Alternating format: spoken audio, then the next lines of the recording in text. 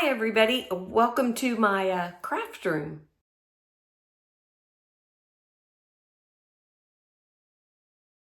Hi, my name is Njenie and welcome to my channel, Flourish, Faith, and Fiber. And yeah, this is so far what my craft room is looking like, quite messy, but I am waiting on a shelf. Well, it's in another room. My husband has unpacked, put some things on the shelf, and decided that he doesn't want to use that one. It's not really conducive for books. All the shelves are real short, so it's hard to put books like sitting up where you can see the binding and read what books they are. It's very hard for them to sit that way. And so he has decided that he's going to order some bookshelves, but has been away and hasn't ordered them yet. So hopefully he will do that in the next couple of days, clean off that bookshelf that we brought from South Africa, and I can move it into this room and start putting some things out. I do have a closet that I am putting a lot of my yarn in and have done some of that. But as you can see, still have some boxes that need to be unpacked. But yeah, glad to be here and at least show you how the room is coming along. So before we get started, just want to say that you can connect with me. All the ways to do that are listed in the description box below. I made it to 1,000 subscribers, and I am so grateful for each and every one of you, from the first subscriber to the last one that just subscribed. Thank you so much. And I'm so glad that you enjoy the content that I'm putting out on this channel, and appreciate each and every one of you and your support for me and for the crochet knit fiber community, and for hearing from God's word with me and letting me encourage you through faith in the Lord God. Would love for you if you watch and stay through the video and enjoy the things that I talk about in this video. Would love for you to give it a thumbs up and subscribe. Both of those things are free. So let's get started. I am looking at my notes to make sure I don't miss anything, because it has been a while since I have done a podcast. In fact, I don't even know what podcast this number it is. You can look at the title or the thumbnail, and it will let you know what podcast we're on. Usually I check that before I put out a video, but wanted to get this video out this week, and yeah, totally forgot. So anyway, but I am checking my notes if you see me look it down, because I want to make sure I cover everything that I have gotten done and that I'm working on or planning on working on. So let's get started with finished projects.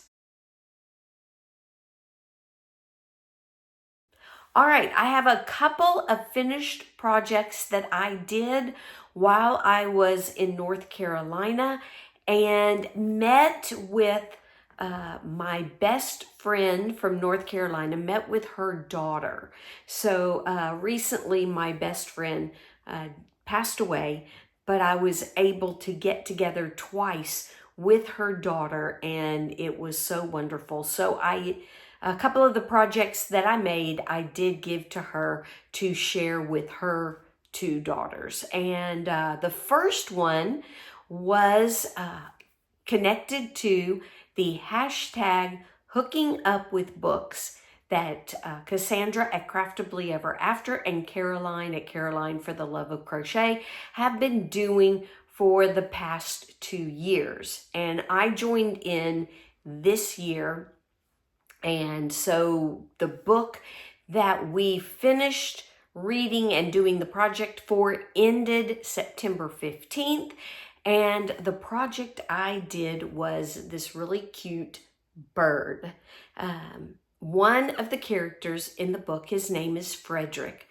His story really touched my heart. It is a book that takes place during World War II. Many of the people suffered during World War II. Jewish people, yes, definitely. But even some people on the German side suffered greatly. And Frederick was a young man that absolutely loved birds. And so I just happened to have blue yarn with me while I was in North Carolina.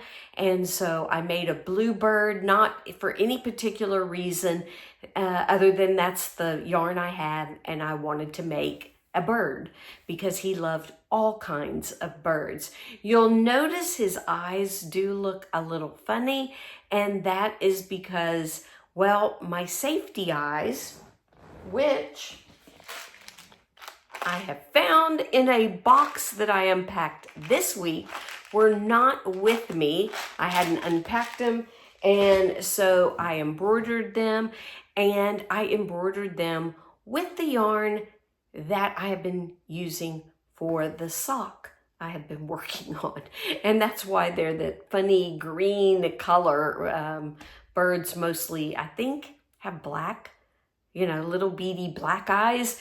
And but that green was as close as I could get, and so that is what I used for his eyes. And the beak is white because I didn't have yellow. I had white yarn. And so that is what I used for his beak. I still think he came out pretty cute. And it was a very simple, easy, fun make. And it is called the Woodland Bird Amigurumi, and it is by CRO. Well, actually, I think it's CROriginals. The O is in originals. And I found it on Ravelry. It is a free pattern. And of course, like everybody I mention, all of if they're on YouTube, that will be linked, as well as any Ravelry pages or websites, all in the description box below. So the Woodland Bird Amigurumi will be linked below. And so, yeah, so that was my first project for the hashtag hooking up with books, but they're doing one more book, and the book is Persuasion.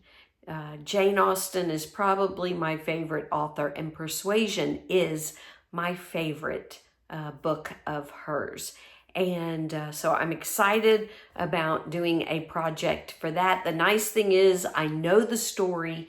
I've read the book. I've watched every version of movies or mini-series that have been out there.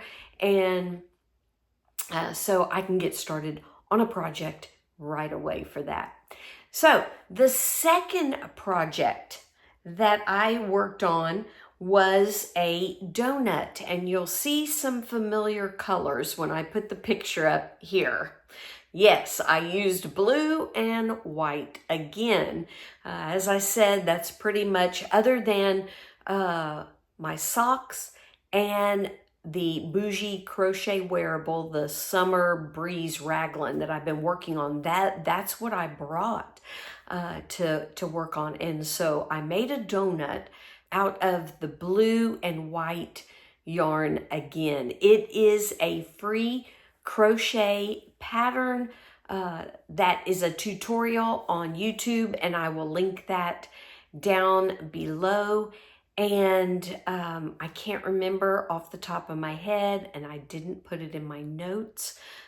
So it'll be linked below who put the pattern out on YouTube. But very easy, no-sew donut pattern. And the reason I made it is Kim at Yarning for a Smile is doing finish it Friday, and she was doing, I think she did a donut, was doing food, said, hey, if you want to do food along with me, send me pictures. It will bring me a lot of joy. So I thought, you know what? While I'm here in North Carolina, and if I get bored or get tired of working on the same really 2 projects that I was working on, I'll make a donut and send her a picture of it. So I did, except I forgot to send her the picture of it. But I did make a donut and gave it to my friend's daughter for her daughters. And so, yeah, so that was one of my second finished project. All right, so I finished 2 other projects for another make-along, and Litse at Coco's Crochet is doing a short 4-month make-along called Crochet Through the Decades. She started with 1950s, doing 60s, 70s, and 80s, and we are crocheting from anything that inspires us about those decades. So I missed August getting a project done. Just found out about it. Really, I think when I found out, August was almost done, or maybe it was finished, and I knew that I had missed it, or there was just a couple of days left, didn't have time. But I did some research and decided that what I was going to do when I jump in September with the 1960s, I was going to do the color palette for that decade and a fashion accessory. And so I actually did a 1950s project, didn't turn it in, or didn't, well, I sent her a picture, but after the giveaway, or she's putting names into a drawing, and so I didn't do it or get it in time for that, but did send it to her so she knows I am participating. So I made a 1950s project, and I made a 1960s project. So 1950s, I will put the color palette here. 1960s, 50s was big into pastels, but also red. I am not a big wearer of red, and so I actually in this project did not include it. But one of the fashion accessories that was really popular was headbands. And they usually wore like a scarf, some kind of headband tied on top. And so I made a headband that looks like this. So I made it, I got the pattern from Jayda in Stitches. It was for her 2022 calendar CAL. Might be 2023, wasn't this year. It was a mile a minute. And of course, I will put the link to this particular mile a minute pattern that we did. It was called the Cookies or Dots. So I thought it was pretty cute, being polka dots, you know, the song, I think it was out in the 50s. She wore an itty bitty teeny weeny yellow polka dot bikini, I think. Anyway, so I thought that was cute, and the pastel colors that were so big. And when I made the headband, I made it, you can wear it like the 1950s and put the bow on the top like that. I was going to say fringe. That's the South African word. Fix my bangs. There you go. So, and put the bow on top, or like we wear them today. And I don't really wear a lot of headbands, but there you go.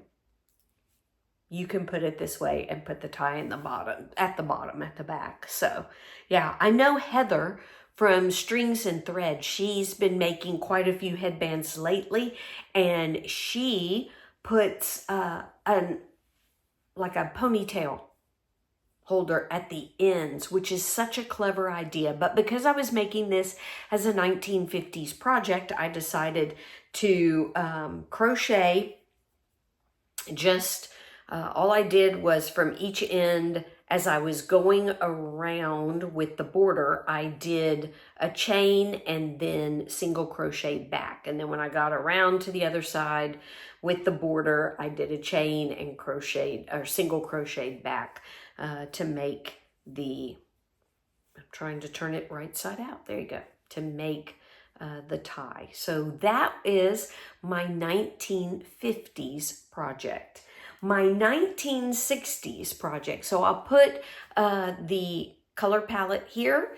1960s is a little bit bolder kind of colors, brighter, shinier, and geometric designs were very popular during the 1970s. And I'm sorry, 1960s. I'm getting my decades mixed up. 1960s.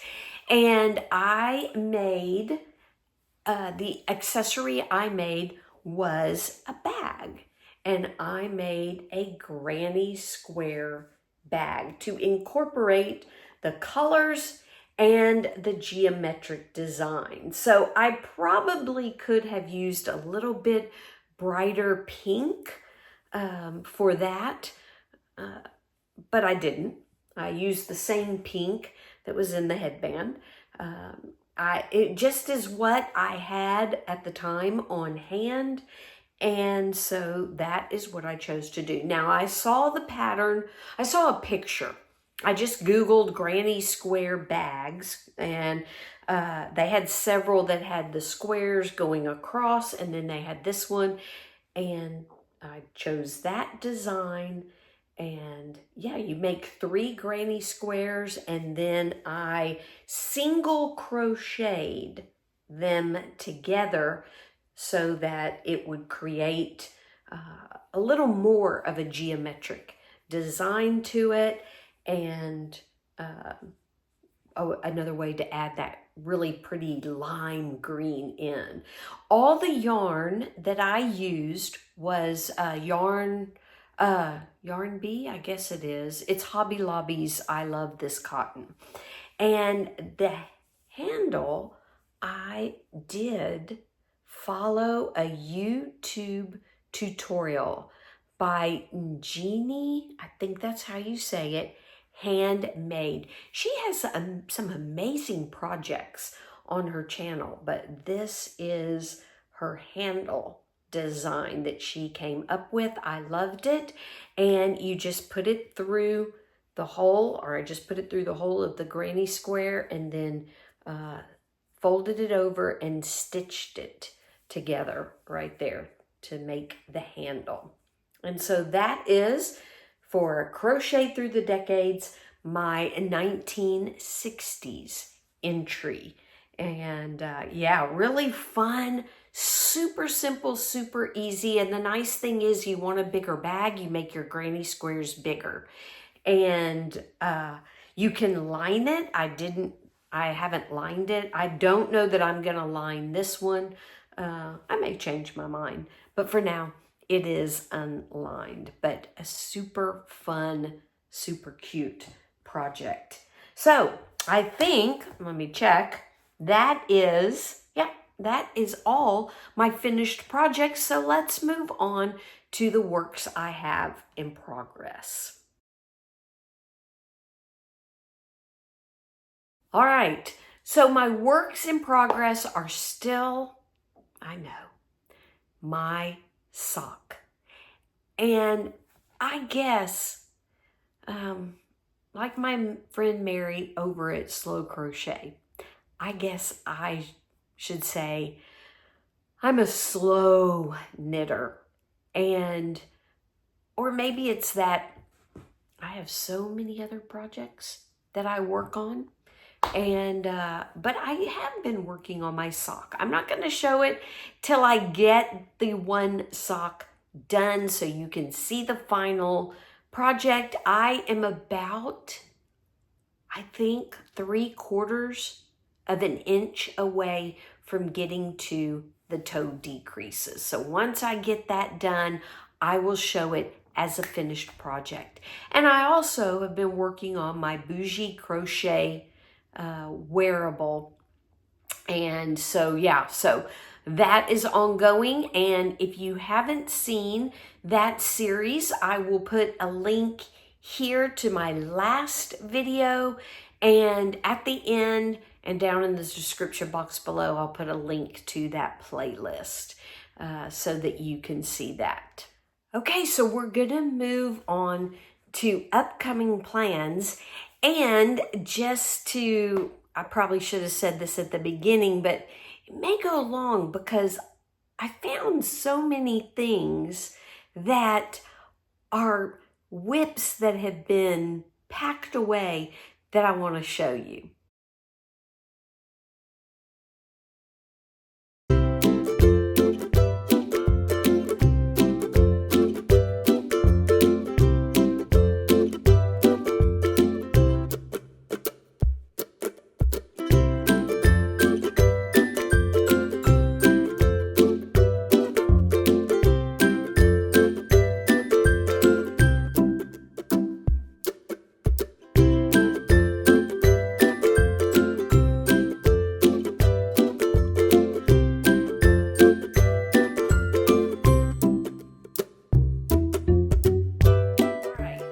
First things first, let's just say upcoming plans for the month of October is to get a 1970s project done for Litse at Coco's Crochet, doing crochet through the decades, crochet along, make along. And so I will be working on that.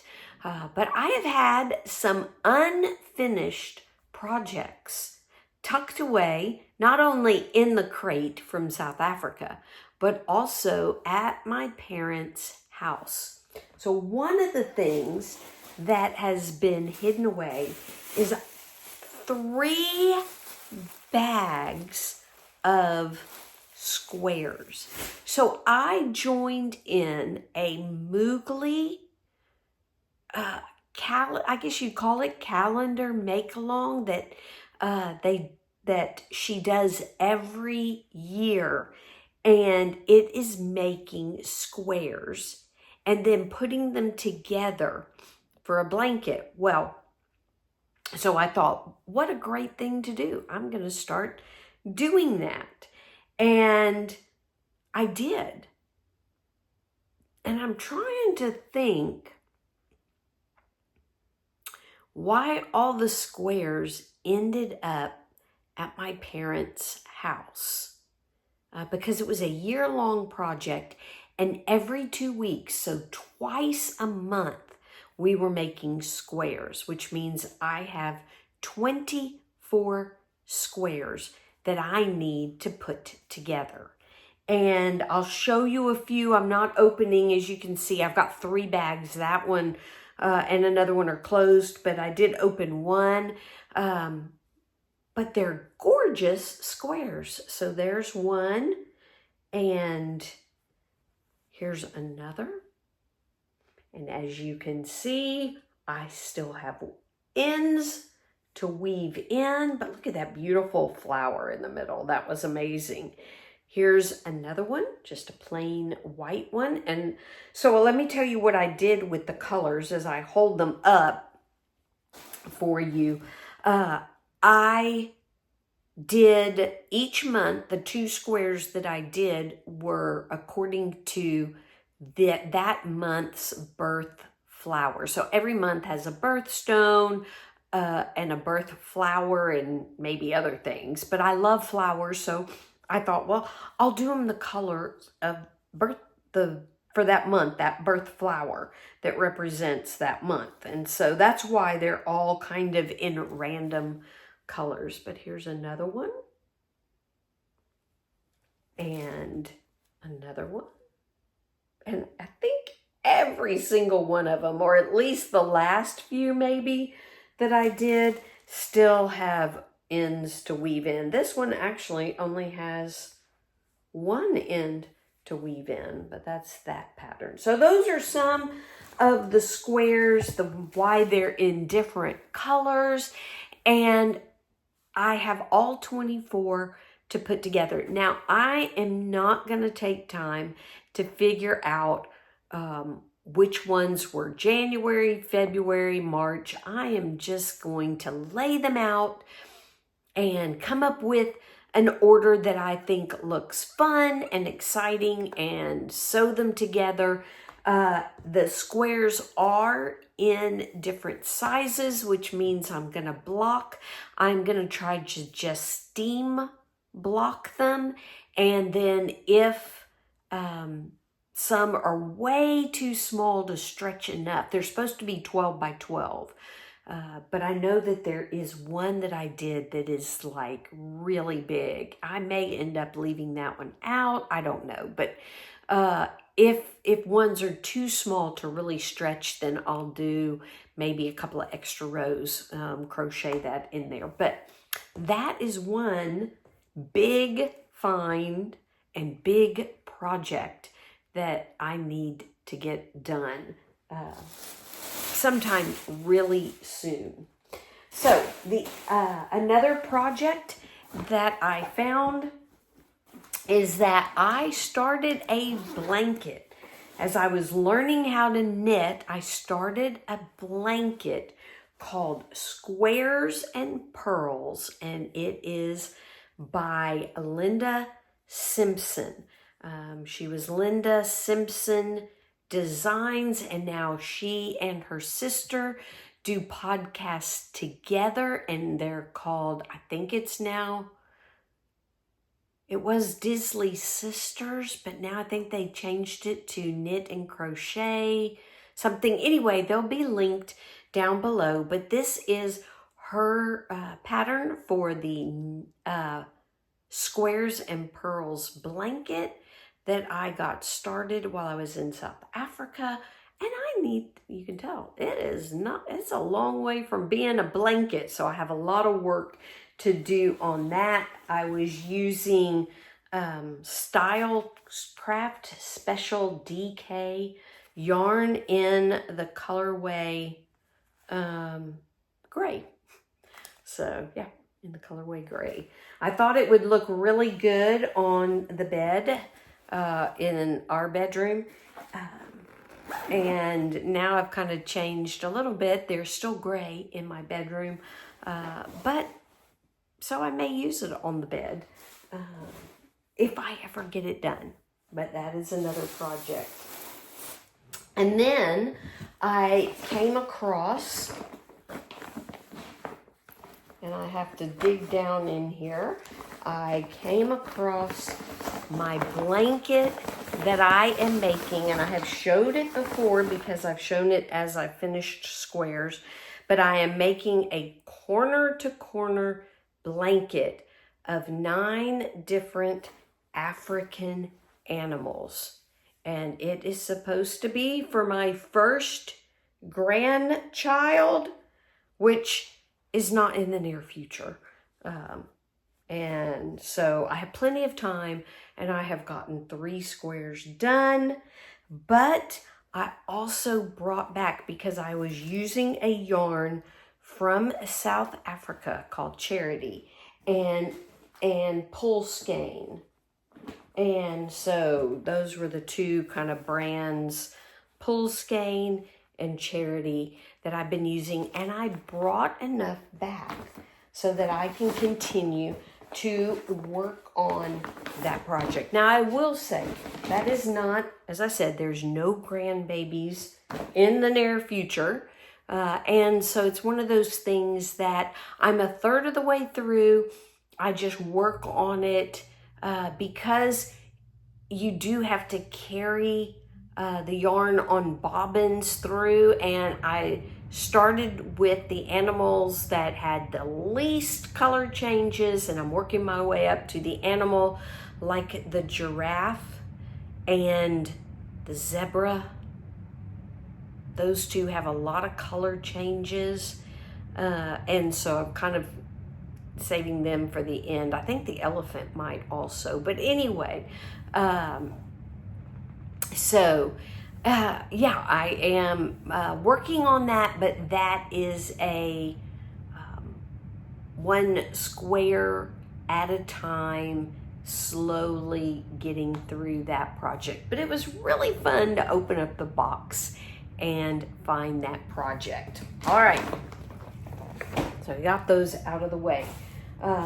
That were kind of nice surprise projects. And then I came across this yarn, which if you recently, when I made a bunch of hats, I was using, I love this yarn, print or stripes. I can't remember. This one is called print, but one of the times that I was back visiting the US, I saw this colorway and fell in love with it and bought it, and I unpacked it just this week and saw it again.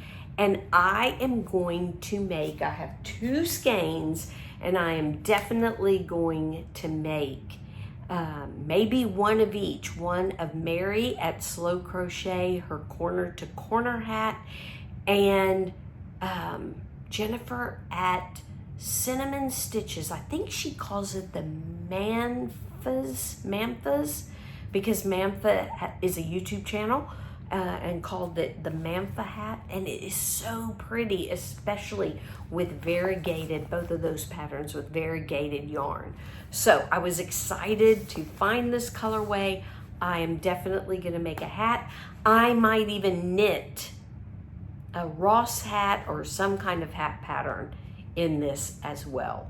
So very excited about finding this yarn that I bought in the US, took back to South Africa, and now it's back in the US with me, going to make some hats. Speaking of hats, I also came across this yarn that I had tucked away that I have been planning on knitting a hat for my brother.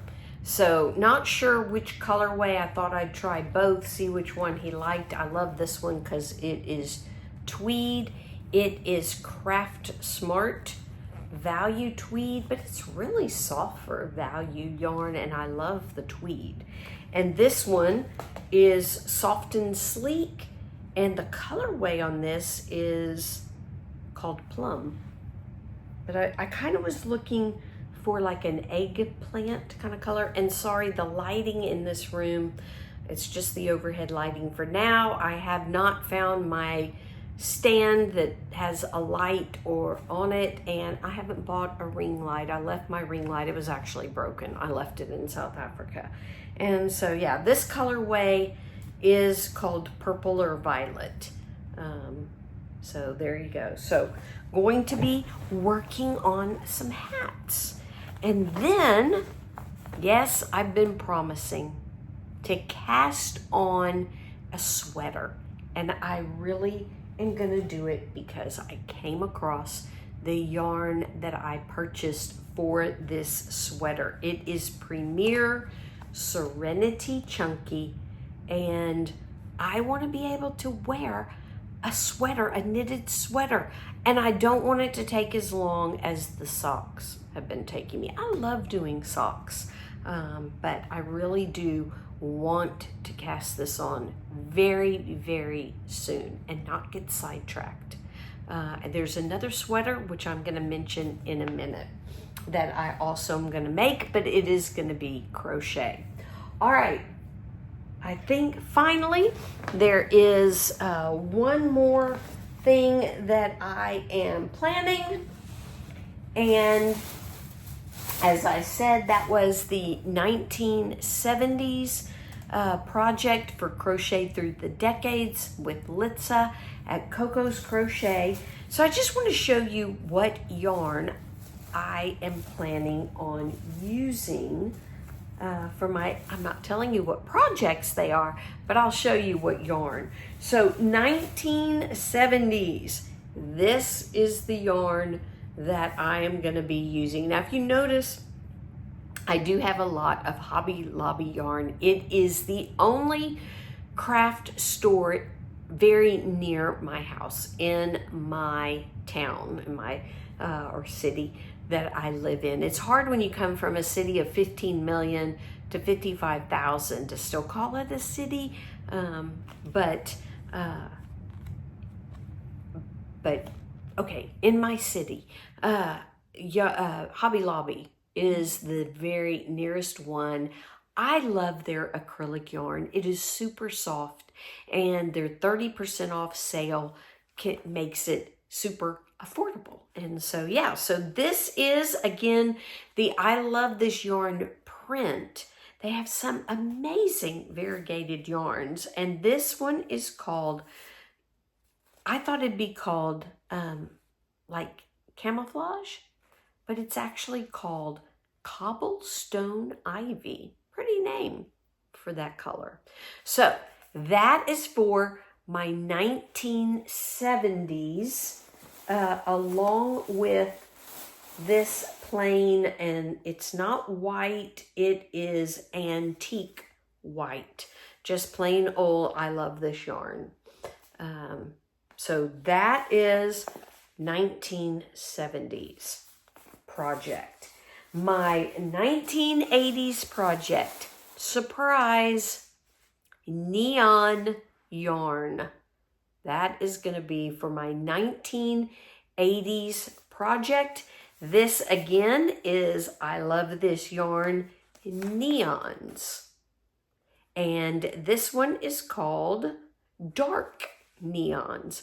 They didn't have light neons. I didn't see it there. So got the dark neons and pairing it with this black for my project. So, but that is not until November. So 1970s will be October.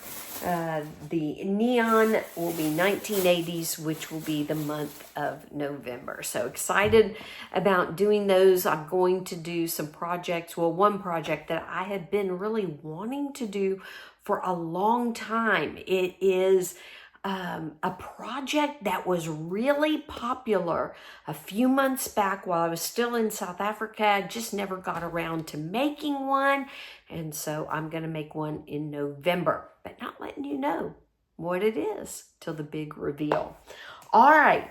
Last thing that I want to talk about yarn-wise is acquisitions. All right, so while I was in North Carolina, my husband surprised me with a trip to one of the local yarn shops. And this yarn shop is called Oak City Fibers. And it is a small shop, but it was so much fun because when I walked in, right at the front of the shop was a huge circle with probably, I don't know, I want to say 8 to 10 people sitting in the circle, all knitting together. I walked in and I didn't tell them right off that I was a crocheter. Yeah, they were all knitting and having a great time doing it. So, but my next bougie crochet wearable, which you'll have to watch the next episode in that series for me to reveal what the project is going to be, but I bought yarn there for it. So the first yarn I bought was, it is called Perennial,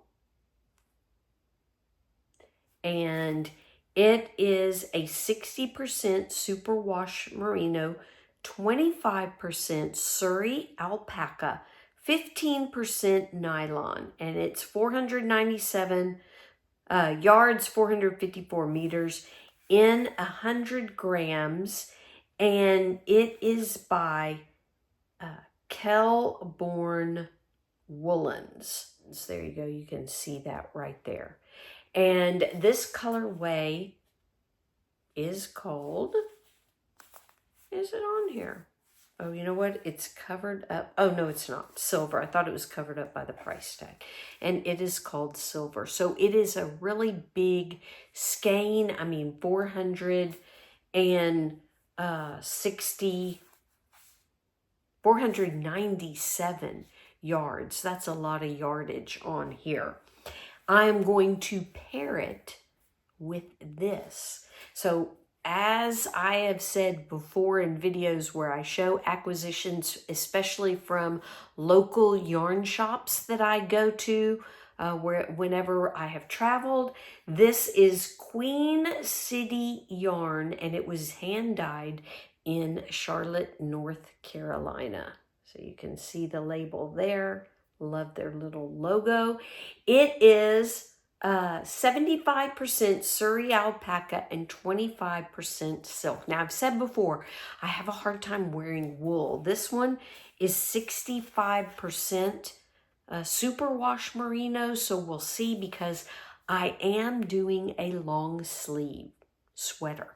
And so we'll see how that goes.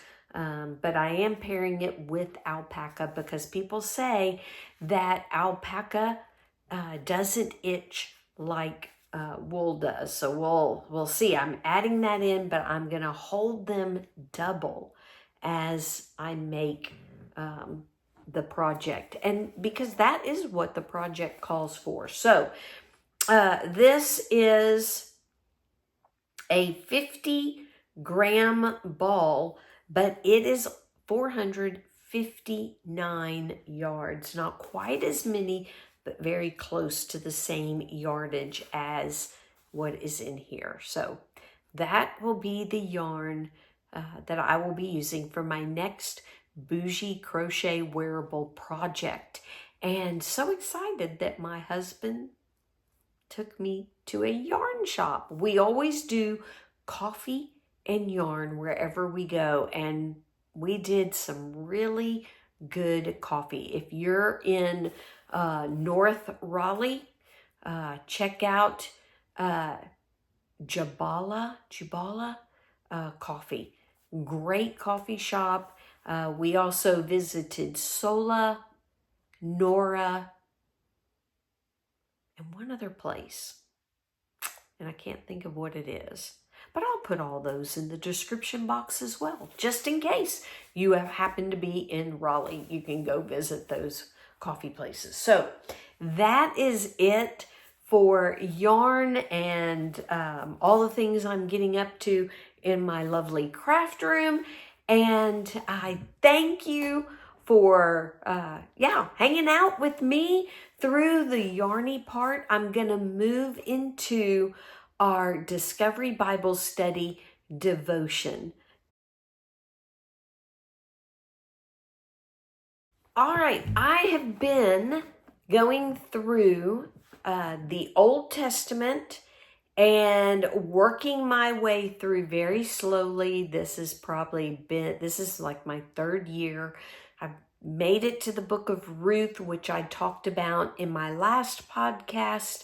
And Ruth is a short book, only 4 chapters.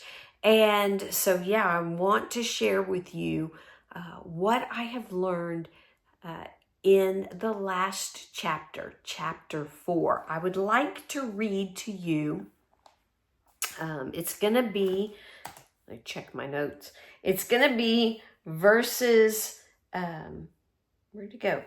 3 through 6, and then 9 and 10 from chapter 4. And this is what it says. He, Boaz, said to the Redeemer, Naomi, who is returned from the territory of Moab, is selling a portion of the field that belonged to our brother Elimelech.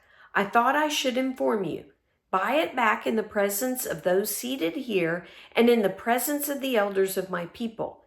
If you want to redeem it, do it. But if you do not want to redeem it, tell me, so that I will know, because there isn't any other than you to redeem it, and I am next after you. I want to redeem it, he answered. Then Boaz said, on the day you buy the field from Naomi, you will acquire Ruth the Moabitess, the wife of the deceased man, to perpetuate the man's name on his property. The Redeemer replied, I can't redeem it myself, or I will ruin my own inheritance. Take my right of redemption, because I can't redeem it. Boaz said to the elders and all the people, You are witnesses today that I am buying from Naomi everything that belonged to Elimelech, Chilion, and Mahlon. I have also acquired Ruth the Moabitess, Mahlon's widow, as my wife, to perpetuate the deceased man's name on his property, so that his name will not disappear from among his relatives or from the gate of his hometown. You are witnesses today. One of the things, in Discovery Bible Study, we ask, what does it say about God? What does it say about people? And God has a plan. God had a plan and a purpose. God drew Ruth to himself because of, I believe, Naomi and her family's belief and following and trusting and all of that in God. It really spoke to her. God drew her to himself. She left everything she ever knew, including her own culture, to go back to Israel, adopt Naomi as her family, the Israelites as her people, and adopt their culture. And God had a plan from the very beginning.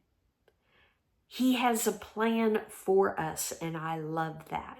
There are stories in the Bible where God has a plan and people take it upon themselves to either speed up the plan or to manipulate events so that the plan really does happen, because there's a lack of trust.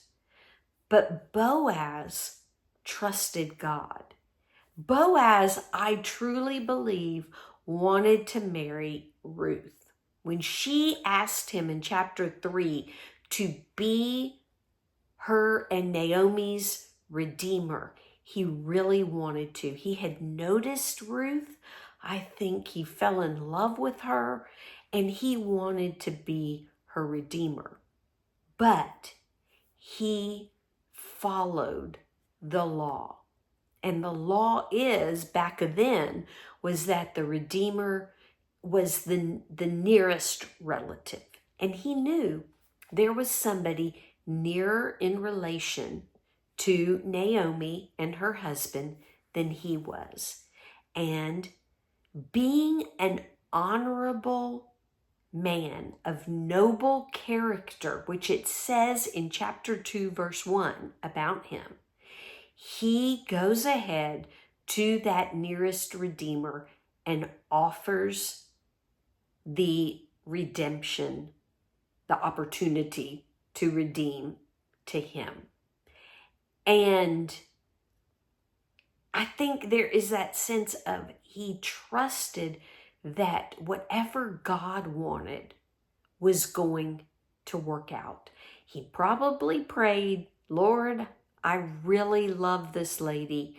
I really want to be the redeemer, but I'm trusting you. I'm sure he prayed about it. I know God knew his heart. God knows all of our hearts intimately.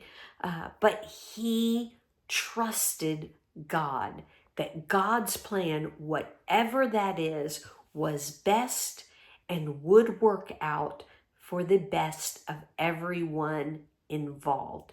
And so instead of manipulating the law, instead of being deceitful, he goes ahead and offers the nearest relative the opportunity to redeem Naomi's property and marry Ruth. Now, maybe there was a way that he said it, kind of kept it back. Hey, do you want this property? Oh, by the way, you're going to have to marry Ruth.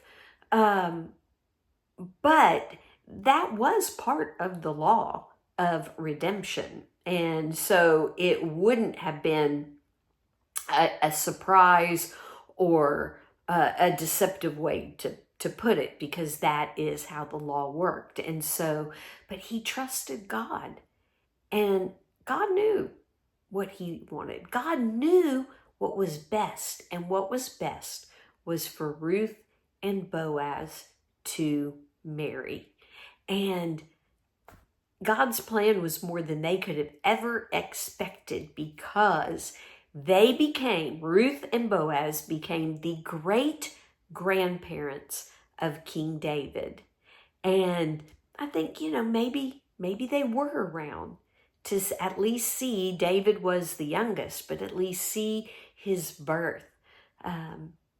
Maybe they were still around to witness that, not knowing he'd become king, or maybe, I don't know how long they lived. The Bible doesn't tell us, but they were the great grandparents of King David. And not only that, they are in the lineage of Jesus, the Son of God. And yeah, God's plan is not only great, it's not only good, it is amazing, and many times blows away what we could ever think or imagine. And so, if you don't understand what God has you going through, or his plans for you, then I just encourage you, pray like Boaz and take the step of faith. Even if that means taking a step that might look like you're going in a wrong direction. Maybe it means waiting and not taking a step at all. And so I just offer that as encouragement. Wow, I needed to listen to that myself, because there are times that I get a little impatient and I think, oh, I need to wait and actually not even take a step. But if you think God is directing you in a way that looks like nothing's going to work out, I just encourage you, pray and trust him, be in his word, and hear from him. So I hope this has been an encouragement to you. Thank you for hanging out with me for this long video. I had a lot to share since I had been away for 2 weeks, and I appreciate each and every one of you. And I hope you all have a wonderful day.